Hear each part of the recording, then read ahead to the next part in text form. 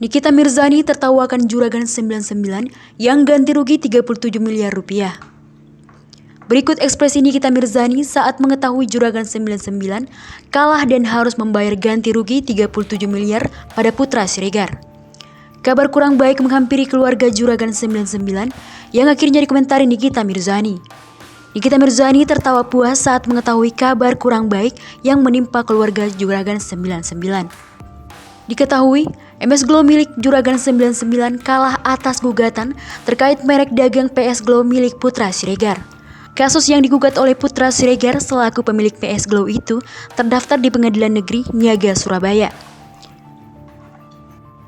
Dilansir dari Kompas.com, gugatan yang dilayangkan oleh Putra Siregar selaku pemilik PS Glow tersebut dikabulkan oleh Majelis Hakim.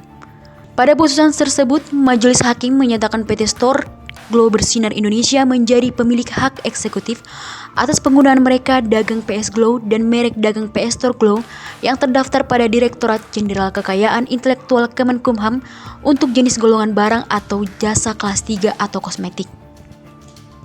Selain itu, keenam tergugat juga dinyatakan oleh Majelis Hakim tidak berhak dalam melawan hukum lantaran memakai merek dagang MS Glow yang memiliki kesamaan pokok dengan merek dagang PS Glow dan PS Store Glow.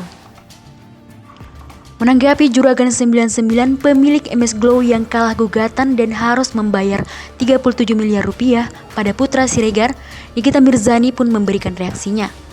Melalui unggahan akun Instagram pribadinya, Nikita Mirzani menertawakan juragan 99 yang kalah gugatan.